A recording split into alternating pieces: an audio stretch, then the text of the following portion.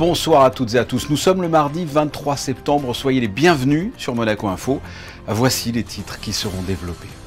C'est historique, après la France hier au soir, Monaco reconnaît officiellement l'État de Palestine.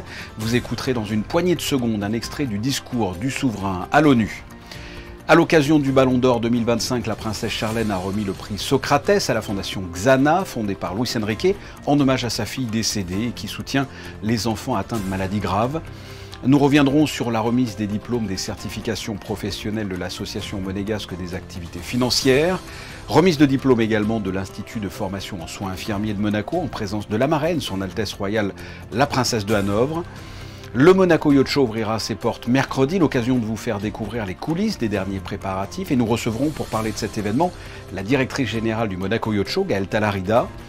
La présentation du Salon Ever, qui fêtera ses 20 ans et qui se déroulera les 15 et 16 octobre prochains. Et enfin, la fondation Global Gift donnera un gala à Monaco le 4 octobre. Cette fondation œuvre à travers le monde en faveur des personnes vulnérables. La présentation dans ce journal. Depuis toujours, notre voix, la voix de la principauté de Monaco, s'est élevée pour défendre deux droits indissociables. Celui d'Israël à vivre en sécurité dans des frontières sûres et reconnues, et celui du peuple palestinien à disposer d'un État souverain, viable et démocratique. Aujourd'hui, nous voulons réaffirmer notre soutien indéfectible à l'existence d'Israël. Et nous voulons aussi reconnaître à la Palestine la qualité d'État en droit international, ce que je fais devant vous. Vous venez de l'entendre, c'est historique, le souverain qui reconnaît à l'ONU l'État de Palestine. Il a été applaudi lors de son discours à l'occasion de la conférence sur la solution à deux États présidée par la France et l'Arabie Saoudite. Notre correspondant à New York, Alexandra Pani, était sur place. Ce lundi après-midi marquait une étape historique et symbolique. Une dizaine d'États a officialisé à la tribune des Nations Unies la reconnaissance de l'État palestinien. À l'invitation de la France, le prince Albert II a lui aussi pris part à cette conférence.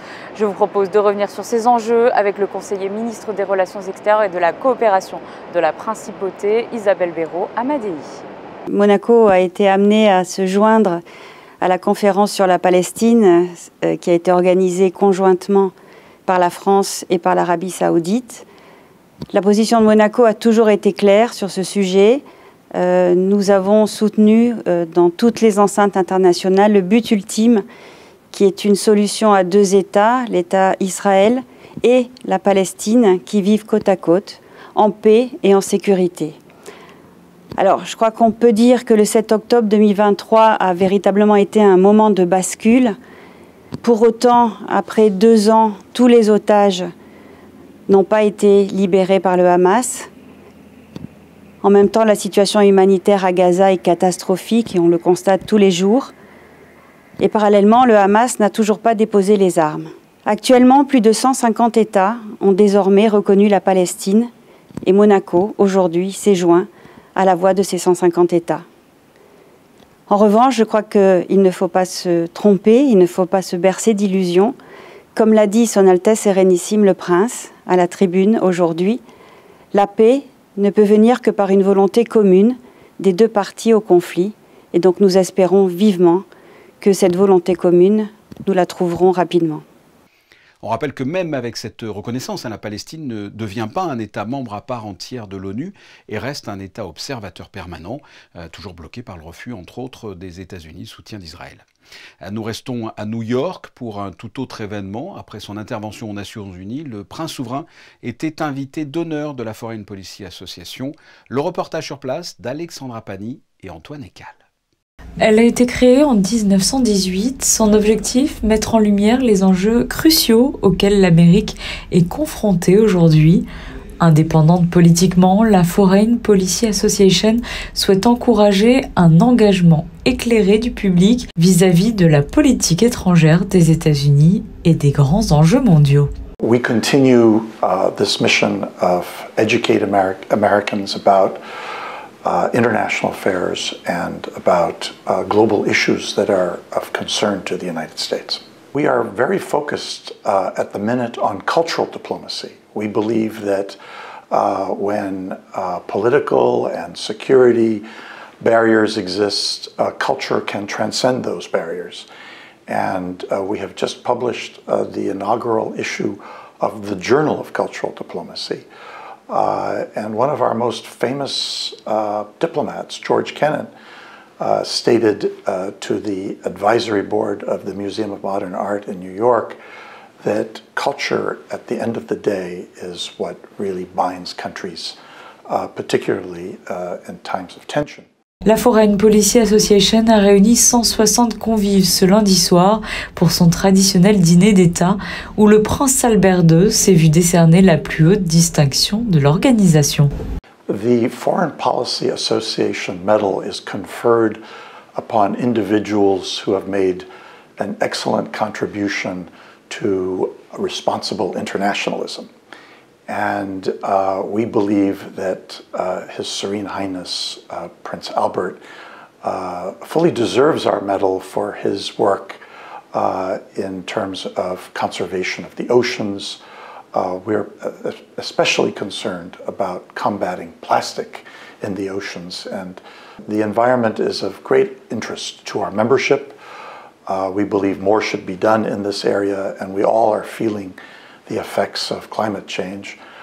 So this is one of these what we call intermestic issues, where international and domestic interests overlap, and where it's very important for countries to cooperate together. Comme l'a rappelé le prince souverain dans son discours, il est primordial de considérer les océans comme le centre des défis géopolitiques. Et avant de refermer ce volet new-yorkais, des images de l'ouverture du débat général de la 80e Assemblée générale des Nations unies qui débutait ce mardi matin. Plus de 150 chefs d'État et de gouvernement se succéderont à la tribune ces prochains jours. Le prince Albert II prendra lui la parole mercredi matin. C'est un événement attendu chaque année, la 69e cérémonie du Ballon d'Or à Paris. Le Français et joueur du PSG Ousmane Dembélé a remporté pour la première fois le trophée tant convoité. Cette soirée a été marquée également par la remise du prix Socrates par la princesse Charlène de Monaco, prix créé en 2022 par le groupe L'Équipe et l'organisation internationale Peace and Sport. Retour sur cette remise de prix avec notre correspondant à Paris, Justin Hadel. C'est une récompense loin d'être comme les autres. Le prix Socrates ne vient pas récompenser une performance sportive, mais plutôt un engagement. Il récompense ceux qui vont au-delà du terrain pour améliorer la vie des communautés. Au théâtre de Châtelet, c'est la princesse Charlène qui était chargée de décerner le prix, inspiré du légendaire footballeur brésilien et médecin engagé. The winner of the 2025 Socrates Award is the Zana Foundation. En 2024, l'Espagnole Jennifer Hermoso avait remporté le prix pour son combat sur l'égalité des genres. Mais cette année, c'est la fondation créée par l'entraîneur actuel du PSG, Luis Enrique, qui est mise à l'honneur. La fondation Xana, baptisée ainsi en souvenir de sa fille décédée il y a quelques années. Une fondation engagée dans le soutien des enfants touchés par des maladies graves. Pour la responsable des champions de la paix rattachée à Peace and Sport, la princesse Charlène était la meilleure personne pour remettre ce prix. Effectivement, donc la princesse, elle incarne parfaitement les valeurs qui sont incarnées par le prix Socrates. Elle a investi de longue date, notamment en faveur de la jeunesse, de l'éducation, de la solidarité.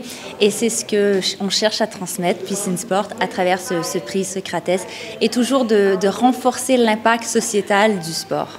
Avec elle, d'autres champions de la paix ont été conviés à la cérémonie, Peace and Sport étant le créateur du prix Socrates, avec le groupe L'Équipe. C'est très cool d'être ici pour représenter Peace and Sport et la paix de sport, dans la sport, au Ballon d'Or. Des sportifs pour qui l'engagement social à l'extérieur de la pratique sportive est très important. C'est important, on est des porte-parole, on est des voix et forcément le fait que nous on s'engage socialement dans l'inclusion et dans toutes ces choses-là et puis même être quelqu'un un peu d'ancré, ça permet aux jeunes de demain de pouvoir avoir une identité et de se dire ok, il n'y a pas que le sport mais il y a tout ce qui est englobé derrière. Je pense qu'on a une parole et une voix qui porte, il faut bien l'utiliser parce qu'il y a des gens qui comptent sur nous. Une voix que Peace and Sport continue de mettre en avant à travers ses champions de la paix et ses actions au quotidien. En tennis, Monaco est monté récemment dans le groupe 1 grâce à sa victoire contre Chypre mi-septembre. C'est en direct sur Monaco Info. Eh bien, le tirage au sort du groupe 1 vient d'avoir lieu et Monaco se déplacera au Kazakhstan en février prochain entre le 6 et le 8. C'est encore à confirmer. Et avec peut-être dans l'équipe kazakh leur joueur numéro 1 qui est actuellement 19e à l'ATP, Alexander Bublik. La résidence du ministre d'État a accueilli hier au soir la cérémonie des remises des diplômes des certifications professionnelles de l'Association monégasque des activités financières. Le reportage de Christina Petit-Thomel et Julien Logier. Après plus de 10 ans d'existence, ce dispositif a permis de former et certifier près de 200 professionnels du secteur des finances, des certifications qui contribuent à l'attractivité de la place monégasque. C'est une certification qui s'inscrit dans une formation professionnelle, c'est-à-dire que les diplômés à qui nous venons de remettre ce diplôme ont accepté de prendre sur leur temps de loisirs pour préparer des épreuves parallèlement à leurs activités professionnelles. Et donc c'est un engagement bien sûr personnel qui est très exigeant, qu'il convient de relever et de pouvoir naturellement féliciter.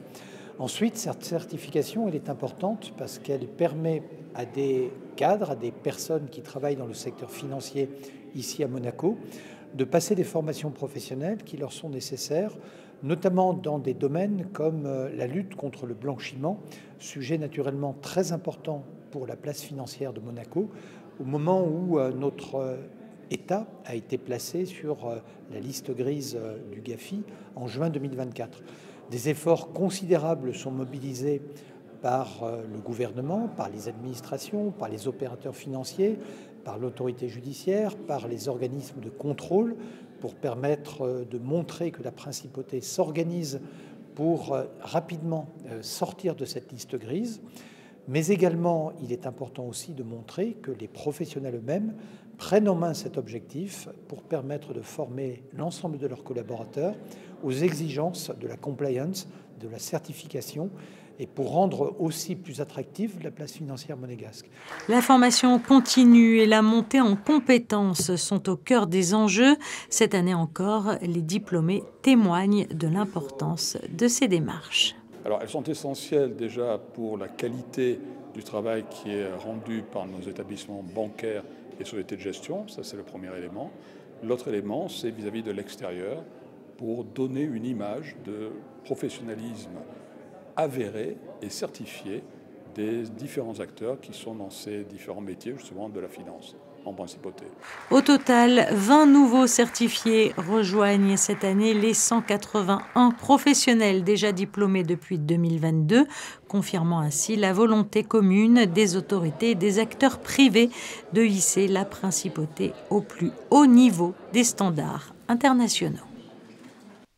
Autre remise de diplôme, on quitte la finance pour se diriger vers la santé, avec celle de l'IFSI et de l'IFAS. Et ça s'est déroulé ce mardi matin en présence notamment de son Altesse Royale la Princesse de Hanovre, marraine de l'Institut de formation en soins infirmiers de Monaco. Le reportage de Frédéric Elion sur des images d'Alexandra Paolini. C'est l'aboutissement de plusieurs années d'études intenses, riches en émotions qui débouchent sur un véritable métier passion. Les élèves de l'Institut de formation en soins infirmiers de Monaco ont reçu ce mardi matin leur diplôme des mains de son Altesse Royale, la Princesse de Hanovre, marraine de l'Institut. Le point de départ d'un nouveau chapitre de leur vie professionnelle au service de leurs patients. C'est pas qu'un petit bout de papier, c'est 3 années de travail. Ça a été dur, mais parce que c'est un métier qui demande qu'on soit dur avec nous-mêmes, je pense. Donc je suis très fière d'être diplômée aujourd'hui et encore plus de pouvoir exercer au sein du centre hospitalier Princesse Grace, où j'ai fait mes études du coup. Je pense que c'est une vocation et on le sent plus ou moins qu'on est fait pour être dans ce domaine-là. Donc être soignante, je ne savais pas forcément, je me dirigeais dans le domaine de la santé. Et être soignante, c'est vrai qu'on est très proche des patients et c'est quelque chose qui me comble beaucoup. 18 étudiants de la promo IFSI Brigitte Boconne-Pagès 2022-2025 ont été diplômés, ainsi que 17 de la promo aide-soignant IFAS 2024-2025. Durant leur cursus, ils auront développé cette capacité d'écoute, d'empathie aussi importante que la qualité des soins. Objectif désormais, exercer leur métier passion dans les différents services du centre hospitalier Princesse Grace. Le Monaco Yacht Show va ouvrir ses portes ce mercredi pour une nouvelle édition. 560 stands, 120 super yachts seront exposés. Le Port Hercule vit au rythme du Yacht Show. Derrière cette vitrine de luxe, un défi logistique de taille. Sortir, déplacer et installer des bateaux valant plusieurs milliers d'euros.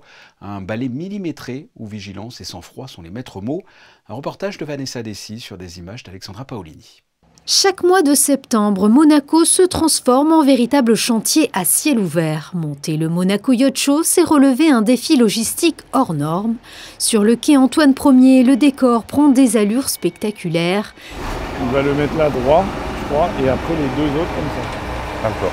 C'est là que s'aligneront les tenders pour être parfaitement présentés au salon. Les bateaux sont d'abord déplacés pour dégager l'espace nécessaire à la rotation de la grue. Ensuite, les élingues sont passées sous la coque pour les soulever. La grue les saisit, les dépose sur des berceaux prévus à cet effet. Puis l'opération se répète avec les autres bateaux. Les contraintes tiennent à la valeur des bateaux qui exigent une attention maximale en matière de protection. Les contraintes de ces opérations, c'est que il y a des grosses valeurs ajoutées sur les bateaux. Donc au niveau des grutages, il faut surtout bien penser à l'élingage et protection. Il faut que théoriquement les clients doivent être présents parce qu'ils sont responsables de leurs berceaux. Les berceaux, c'est ce qui va attenir les bateaux. Donc c'est eux qui nous les fournissent. Donc c'est eux qui doivent être là pour dire où on peut les placer exactement. Parce que c'est des bateaux qui coûtent très cher. Et on veut que les clients soient présents. En cas où il y a quoi que ce soit, on ne peut pas nous reprocher d'avoir fait ça ou ça ou ça. La vigilance est de mise à chaque manœuvre. Le sang-froid s'impose face aux imprévus, notamment quand le vent fait tanguer les coques. Seule la patience assure un levage sûr et maîtrisé. Il faut être très calme, très détendu, très posé, très calme et être patient. Être patient parce que là en plus il y a du vent, donc vous allez voir, ça risque de bouger quand on va commencer à sortir les bateaux de l'eau. Ce qu'on fait, on met des élingues en dessous avec des gens de l'OMM. On va retenir les bateaux parce que avec la prise au vent, une fois que le bateau est décollé de l'eau, il y a du tangage et du ballon. Donc on va mettre des sangles un peu partout pour bien maintenir les bateaux bien en place, de manière à ce que quand ils descendent, on est vraiment bien sur les points d'ancrage conseillés par les propriétaires des bateaux.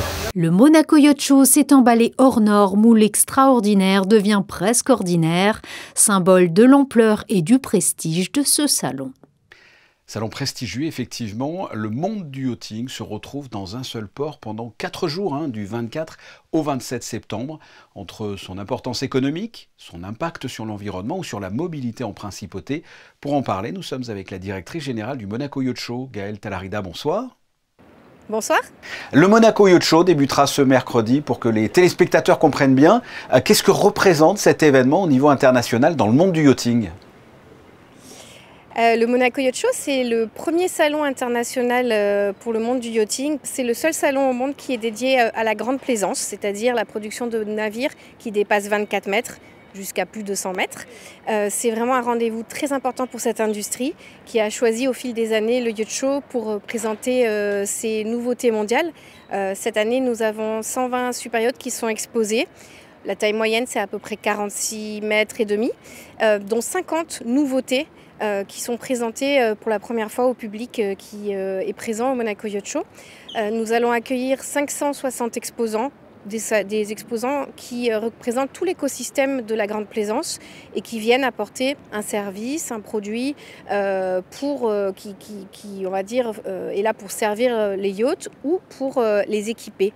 Donc c'est un marché qui est très vaste au final. Cette semaine, les visiteurs vont pouvoir véritablement se balader dans le salon, visiter différentes zones thématiques où ils vont retrouver ce dont ils ont besoin pour envisager un projet de construction de navire, du designer au chantier naval qui va construire le bateau, mais également tous les prestataires qui vont intervenir à bord de ces produits hautement technologiques. Comme vous pouvez imaginer, ce sont vraiment des pièces, si on peut dire, exceptionnelles, avec ce qui se fait de mieux en termes d'innovation technologique, en termes de design et d'équipement, de choix de mobilier haut de gamme qu'ils mettent à bord de leur bateau. C'est tout ce qu'ils vont pouvoir retrouver en venant visiter le Yacht Show cette semaine. C'est un gros salon. Combien de personnes travaillent pour le bon fonctionnement de ce Monaco Yacht Show ? Pour ce qui concerne les personnes qui travaillent pour nous, organisateurs, on est cette semaine sur à peu près 400 personnes, puisqu'on est un peu les maîtres d'orchestre de ce grand chantier, avec tous les fournisseurs qui viennent installer en premier lieu leur structure d'exposition. Donc ça a été la première phase de montage du Monaco Yacht Show jusqu'au 15 septembre. Et depuis le 15 septembre, il y a tous les monteurs de stands qui viennent travailler pour le compte des exposants. C'est eux qui arrivent en principauté avec près de 400 semi-remorques pour monter des stands qui sont construits sur mesure spécialement pour le Monaco Yacht Show. Et on a à peu près, donc on a 80% des stands sur mesure. Donc c'est énormément de matériel qui est amené sur les quais du port Hercule. Et pour toutes ces personnes, donc là on dépasse probablement 1000 personnes en plus qui viennent monter les stands à partir du 15 septembre jusqu'à aujourd'hui, puisque aujourd'hui nous sommes le dernier jour de montage, et qui vont également revenir au moment du démontage à partir de samedi soir, puisqu'ils n'ont que jusqu'à mercredi prochain, 1er octobre, pour démonter leur stand, faire repartir le matériel d'exposition dans les fameux 400 semi-remorques qui viennent de nouveau en principauté, et pour qu'ensuite, nous, en tant qu'organisateurs, on puisse démonter les structures d'exposition, les tentes, puisqu'on a 16 000 m² de tentes qui vont être démontées d'ici le 9 octobre. Nous avons uniquement que 11 jours de démontage par rapport au montage qui se déroule sur 3 semaines. D'accord. On sait que c'est complexe d'installer un événement comme celui-là dans un petit territoire. Certains se plaignent, on le sait, en termes de mobilité. Pour que l'on comprenne bien, le Monaco Yacht Show est un rendez-vous important pour Monaco et notamment pour son économie. C'est un rendez-vous qui est identifié par les autorités monégasques comme étant le deuxième événement pour la principauté en termes de retombées économiques. Ce qu'il faut voir, c'est que ça a un impact positif sur énormément de secteurs d'activité. Le premier auquel on pense naturellement, ce sont bien évidemment les hôtels, mais il y a également tous les restaurants qui sont très chargés cette semaine d'événements, de dîners privés, de cocktails. Nous-mêmes avons recensé plus d'une centaine d'événements privés qui sont organisés par les exposants. Parce que c'est vraiment, voilà, cet événement étant le rendez-vous annuel, ils mettent les petits plats dans les grands, si on peut dire, pour justement activer, animer toute la semaine pour leurs clients privés avec tous ces événements, ces cocktails privés. Et ensuite, il y a aussi énormément de commerces qui travaillent grâce au Monaco Yacht Show, des boutiques de luxe, mais aussi tout ce qui est fleuriste, coiffeur, mobilier, toute la chaîne bien évidemment de services qui intervient sur le Yacht Show, qui sont nos prestataires, en tout ce qui est système audio-vidéo par exemple, électricien, hôtesse, nous-mêmes, donc nous faisons appel à une société monégasque, Monte Carlo Accueil, pour embaucher ce qu'on appelle les hôtes. Ce sont toutes les personnes qui sont avec un polo bleu que vous voyez sur le port Hercule depuis le début du montage et qui s'assurent de la bonne marche du chantier entre le chantier du Yacht Show, qui est un véritable chantier, même si ce sont des structures temporaires, mais qui est soumis aux mêmes règles de sécurité que le chantier de construction d'un immeuble, par exemple, et la ville. Et nous avons aussi des équipes de sécurité. Nous embauchons aussi du personnel qui va s'occuper des voitures de courtoisie, même des marins qui vont conduire nos bateaux. Donc il y a vraiment une économie qui est boostée grâce au Monaco Yacht Show. Même si c'est sûr, on ne peut pas faire un événement de cette ampleur-là sans avoir de conséquences. Ça serait mon rêve. Malheureusement, je n'ai pas de baguette magique. Quand j'expliquais sur ces 16 000 m² d'expo, ça génère énormément d'allers-retours de semi-remorques, mais on a vraiment travaillé au fil des années avec les services de l'État pour optimiser tous nos processus logistiques qui sont extrêmement précis. Pour vous donner une idée, nous faisons des convois de semi-remorques à partir de la zone logistique du PAL à Nice, qui est située à côté du stade Saint-Isidore, pour pouvoir cheminer, accompagner les camions pour qu'ils ne se perdent pas en principauté quand ils arrivent. Et donc ça, c'est en place depuis le 15 septembre jusqu'à ce soir. Et ça sera de nouveau activé à partir de dimanche 28 septembre jusqu'au terme de départ des exposants, c'est-à-dire le mercredi 1er octobre, pour vraiment faire que cette grande logistique très compliquée puisse être plus minime en termes d'impact sur la circulation de la ville. Le Monaco Yacht Show se déroulera donc à partir de demain et jusqu'au 27 septembre, évidemment du côté du port Hercule. Gaëlle Talarida, merci d'avoir répondu à mes questions. Je vous en prie, merci beaucoup de m'avoir sollicité. À moins d'un mois de l'événement, les organisateurs du salon Ever Monaco ont dévoilé ce matin les grandes lignes de ce rendez-vous consacré aux énergies renouvelables et à la mobilité durable. Et pour la première fois, Ever s'installera au One Monte Carlo. Reportage de Devika Guéranfard. Depuis 20 ans, Ever Monaco s'impose comme une vitrine des innovations en matière de mobilité électrique et d'énergie renouvelable en principauté. Cette année encore, l'événement accueillera des entrepreneurs visionnaires venus présenter leurs solutions pour une mobilité propre et durable. Qui dit 20e édition, édition exceptionnelle, donc ce qui attend, on va plus se recentrer cette année sur les conférences habituelles, les tables rondes, auxquelles on rajoute 3 conférences spéciales sur la RSE et le luxe, une sur la RSE et le luxe, une sur ce qui s'est passé pendant 20 ans de mobilité et l'évolution de la mobilité en Principauté de Monaco, et une sur le futur. On essaie de donner beaucoup plus d'importance à l'innovation avec le concours Startup qui est pour la première fois très très bien doté, puisqu'il y a globalement, si on regroupe tous les prix, on est plutôt à une remise de prix qui tournera autour de 20 000 €, alors que sur les autres années, on était beaucoup plus bas. Un anniversaire placé sous le signe de l'innovation, mais aussi de la fidélité. Les partenaires historiques comme la Fondation Prince Albert II et la SMEG restent au rendez-vous. Rendez-vous donc le 15 et le 16 octobre prochain pour un aperçu du futur en Principauté. La fondation Global Gift, qui œuvre à travers le monde en faveur des personnes vulnérables ou en situation d'exclusion sociale, va bientôt donner un gala à Monaco. Un projet porté par Camille Gottlieb et Mehdi Anthony. Les deux amis de longue date ont tenu une conférence de presse ce matin à l'Hôtel de Paris pour dévoiler les contours de l'événement. Théo Schumer et Lionel Bernardi y ont assisté. La Global Gift Foundation a tenu bon nombre de galas depuis sa création en 2013 par l'actrice espagnole Maria Bravo, mais jamais à Monaco. C'est ce qui a donné l'idée à Camille Gottlieb et Mehdi Anthony à la tête de leur société de consulting en événementiel depuis près d'1 an. Objectif, apporter un soutien non lucratif à cette fondation depuis la Principauté. La fondation Global Gift a pour objectif donc, de récolter des fonds pour leur association aussi, pour faire marcher le bon fonctionnement de l'association et pour aussi faire les Casa Global Gift, qui sont plutôt en Espagne, si je ne me trompe pas. Et ensuite redistribuer à plusieurs associations dans le monde pour aider les familles qui sont vulnérables avec des enfants malades ou qui n'ont pas les moyens de reconstruire leur maison, ou pour des centres d'accueil aussi pour des femmes ou des familles qui sont complètement vulnérables. Pour soutenir toutes ces personnes, le gala, dont les places varient de 1 500 à 5 000 €, proposera un riche programme, composé entre autres d'une vente aux enchères de silos d'exception avec des sponsors comme APM et la SBM, ou encore d'un concert des chanteuses Vita et Christina Milian. Je pense qu'en fait c'est un événement qui va prendre de l'ampleur d'année en année. Parce qu'en plus on connaît Monaco, quand c'est une première on est tous un petit peu, bon on regarde mais de loin c'est bien, mais est-ce qu'on s'implique vraiment tous ou pas ? Et je pense que ça va être une vraie réussite cette année. Et je pense que d'année en année, ça va devenir vraiment un rendez-vous incontournable de par l'événement lui-même, les personnalités qui regroupent. Et donc je pense vraiment que moi je pense que ça va durer très longtemps et ça va être un très bel événement.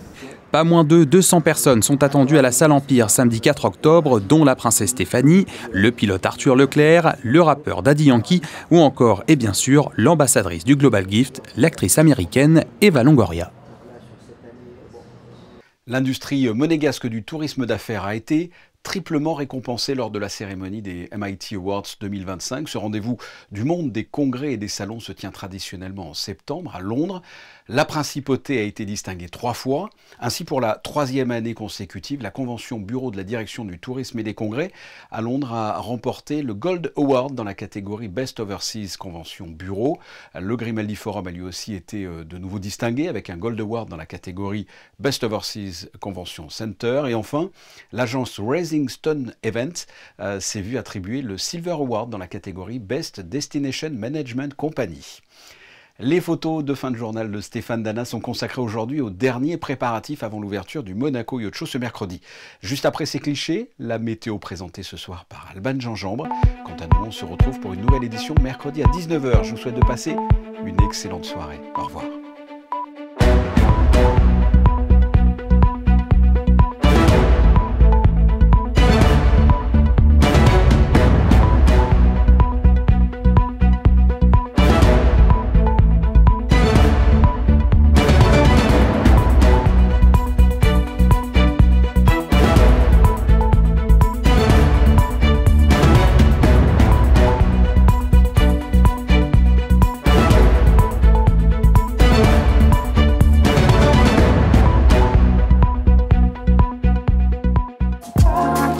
Retrouvez la météo avec Maya Bay, le restaurant référence thaï japonais de Monaco.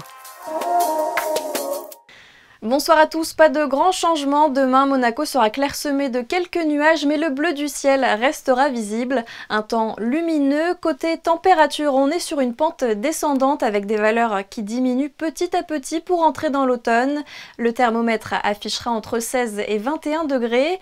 Le mercredi 24 septembre, nous fêtons les Tecles et comme chaque mardi, un point sur la météo de l'eau avec la Société monégasque des eaux. Cette semaine, l'indicateur est orange, ce qui veut dire que les sources de la principauté ne couvrent que 15 à 25% de notre consommation en eau, des chiffres qui nous rappellent que l'eau est une ressource précieuse.